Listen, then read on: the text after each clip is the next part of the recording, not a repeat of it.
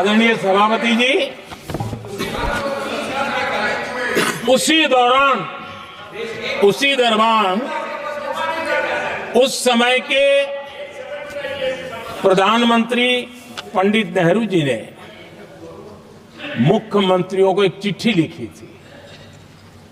उस चिट्ठी में उन्होंने लिखा था, नेहरू जी लिखते हैं, अगर संविधान हमारे, आगे नेहरू जी लिखते हैं, अगर संविधान हमारे रास्ते के बीच में आ जाए, ये नेहरू जी लिख रहे हैं, अगर संविधान हमारे रास्ते के बीच में आ जाए, आगे नेहरू जी कह रहे हैं, तो हर हाल में संविधान में परिवर्तन करना चाहिए। ये नेहरू जी ने मुख्यमंत्रियों को चिट्ठी लिखी।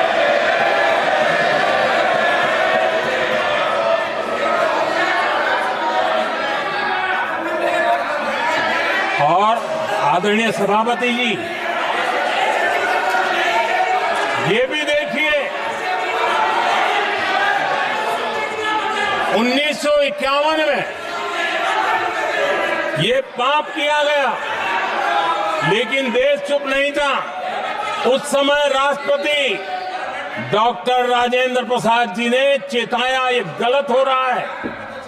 उस समय स्पीकर पद पर बैठे हुए हमारे स्पीकर महोदय ने भी पंडित जी को कहा, गलत कर रहे हो। इतना ही नहीं, आचार्य कृपलानी जी, जयप्रकाश नारायण जैसे महान कांग्रेसी लोगों ने भी पंडित नेहरू ने कहा कि ये रोको, लेकिन पंडित जी का अपना संविधान चलता था और इसलिए उन्होंने इतने वरिष्ठ महानुभावों की सलाह मानी नहीं और उसे भी उन्होंने दरकिनार कर दिया। और आदरणीय सभापति जी, ये संविधान संशोधन करने का ऐसा खून कांग्रेस के मुंह लग गया कि समय समय पर वो संविधान का शिकार करती रही। ये खून मुंह पे लग गया। इतना ही नहीं, संविधान के स्पिरिट को लहू लहान करती रही। आदरणीय सभापति जी, करीब 6 दशक में 75 बार संविधान बदला गया। आदरणीय सभापति जी, जो बीज देश के पहले प्रधानमंत्री जी ने बोया था, उस बीज को खाद पानी देने का काम एक और प्रधानमंत्री ने किया। उनका नाम था श्रीमती इंदिरा गांधी।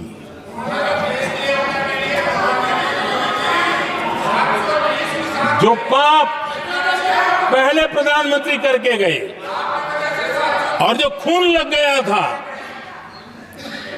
1971 में, सुप्रीम कोर्ट का एक फैसला आया था। उस सुप्रीम कोर्ट के फैसले को संविधान बदल करके पलट दिया गया और 71 में ये संविधान संशोधन किया गया था। और क्या था, उन्होंने हमारे देश की अदालत के पंख काट दिए थे और यहां पर तो किया था कि संसद संविधान के किसी भी आर्टिकल में जो मर्जी पड़े वो कर सकती है और अदालत उसकी तरफ देख भी नहीं सकती है। अदालत के सारे अधिकारों को छीन लिया गया था। ये पाप 1971 में उस समय की प्रधानमंत्री श्रीमती इंदिरा गांधी ने किया था।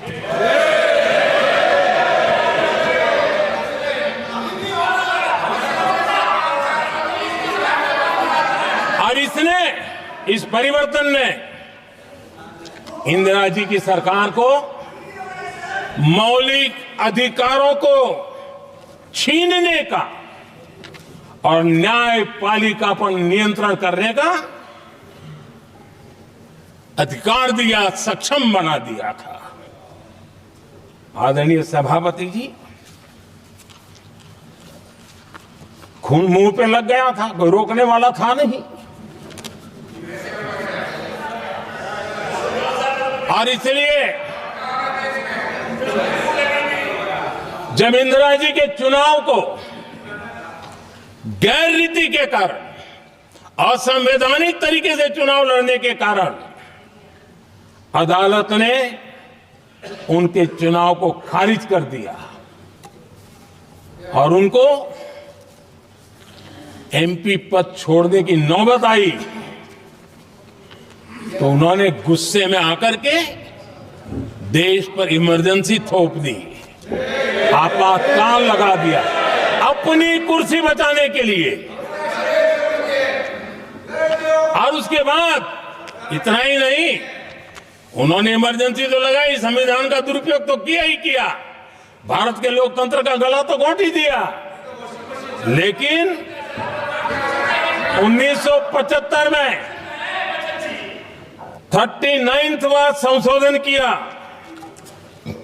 और उसमें उन्होंने क्या किया, राष्ट्रपति, उपराष्ट्रपति, प्रधानमंत्री, अध्यक्ष, इनके चुनाव के खिलाफ कोई कोर्ट में जा ही नहीं सकता है, ऐसा उन्होंने, और वो भी रिट्रोस्पेक्टिव किया, आगे के लिए नहीं, पीछे का भी, अपने पापों का भी उन्होंने। और आदरणीय सभापति जी, मैं संविधान की बात कर रहा हूं, मैं संविधान के आगे पीछे कुछ नहीं बोल रहा हूं।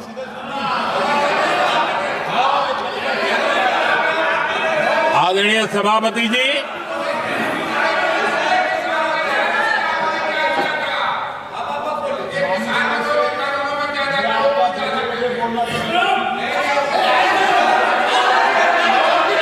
आदरणीय सभापति जी, इमरजेंसी में लोगों के अधिकार छीन लिए गए, देश के हजारों लोगों को जेलों में ठूंस दिया गया, न्यायपालिका का गला घोंट दिया गया, अखबारों की स्वतंत्रता पर ताले लगा दिए गए।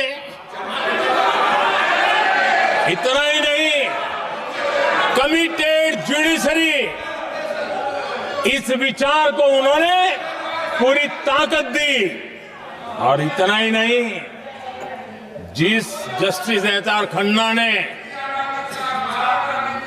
उनके चुनाव में उनको खिलाफ जो जजमेंट दिया था, वो इतना गुस्सा भरा था कि जब जस्टिस एच.आर. खन्ना, जो सीनियरिटी के आधार पर सुप्रीम कोर्ट के चीफ जस्टिस बनने थे,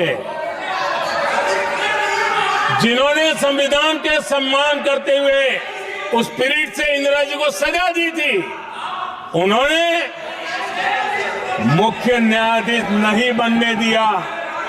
ये संविधान और लोकतांत्रिक प्रक्रिया रही।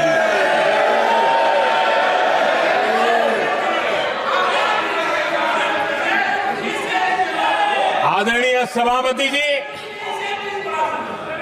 यहां भी ऐसे कई दल बैठे हैं जिनके मुखिया भी सारे जेल में हुआ करते थे। ये इनकी मजबूरी है कि वहां जाके बैठे हैं, उनको भी जेलों में ठूस दिया गया था। आदरणीय सभापति जी, देश पर जुल्म तांडव चल रहा था, निर्दोष लोगों को जेलों में ठूस दिया जाता था, लाठियां बरताई जाती थी, कई लोग जेलों में मौत के शरण हो गए थे, और एक निर्दयी सरकार संविधान को चूर चूर करती रही थी। आदरणीय सभापति जी, ये परंपरा यहां नहीं रुकी। जो परंपरा नेहरू जी ने शुरू की थी, जिसको दूसरे प्रधानमंत्री जी इंदिरा जी ने आगे बढ़ाया, क्योंकि खून मुंह पे लग गया था, और इसलिए राजीव गांधी जी प्रधानमंत्री बने, उन्होंने संविधान को एक और गंभीर झटका दे दिया। सबको समानता, सबको समानता, सबको न्याय, उस भावना को चोट पहुंचाई। आदरणीय सभापति जी, आपको मालूम है सुप्रीम कोर्ट ने शाहबानो का जजमेंट दिया था। एक भारत की महिला को न्याय देने का काम संविधान की मर्यादा और स्पिरिट के आधार पर देश की सुप्रीम कोर्ट ने दिया था।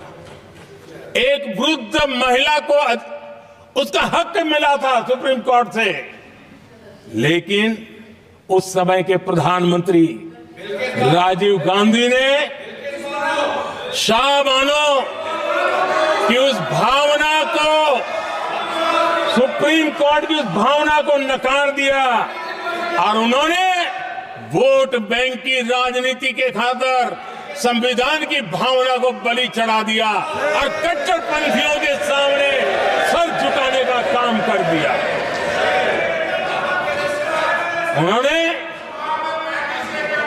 न्याय के लिए तड़प रही एक वृद्ध महिला को साथ देने के बजाय उन्होंने कट्टरपंथियों का साथ दिया। संसद में कानून बना करके सुप्रीम कोर्ट के निर्णय को फिर एक बार पलट दिया गया। आदरणीय सभापति जी, बात वहां से नहीं अटकी है। नेहरू जी ने शुरू किया, इंदिरा जी ने आगे बढ़ाया और राजीव जी ने भी उसको ताकत दी, खाद पानी देने का काम किया। क्यों? संविधान के साथ खिलवाड़ करने का लहू उनके मुंह लग गया। आदरणीय सभापति जी, अगली पीढ़ी भी इसी खिलवाड़ में जुड़ी पड़ी है। एक किताब को मैं कोट कर रहा हूं, उस किताब में जो लिखा गया है और उसमें प्रधानमंत्री उस समय के मेरे पहले जो प्रधानमंत्री थे उनको कोट किया है। उन्होंने कहा है, मुझे यह स्वीकार करना होगा कि पार्टी अध्यक्ष सत्ता का केंद्र है। ये मनमोहन सिंह जी ने कहा है, जो किताब में लिखा गया है।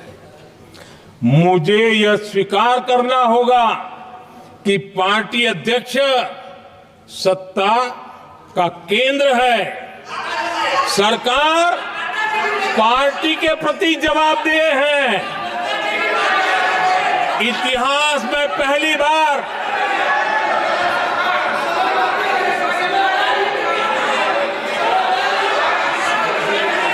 आदरणीय सभापति जी, नहीं, आप सदन इतिहास तरीके में पहली बार ये तरीका बिल्कुल ठीक नहीं है।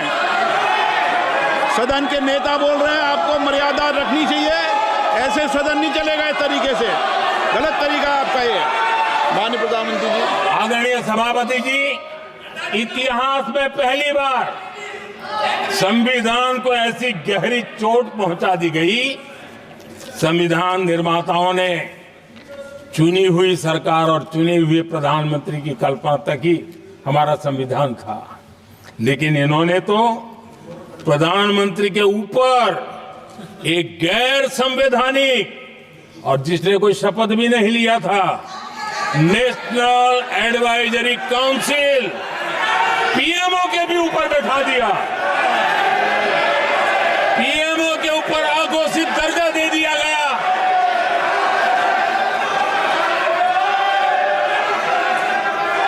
आदरणीय सभापति जी, इतना ही नहीं, और एक पीढ़ी आगे चले और उस पीढ़ी ने क्या किया?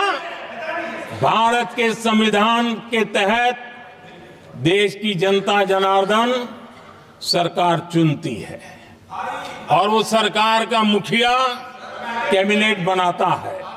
ये संविधान के तहत है। इस कैबिनेट ने जो निर्णय किया संविधान का अपमान करने वाले अहंकार से भरे लोगों ने पत्रकारों के सामने कैबिनेट के निर्णय को फाड़ दिया। संविधान को हर मौके पर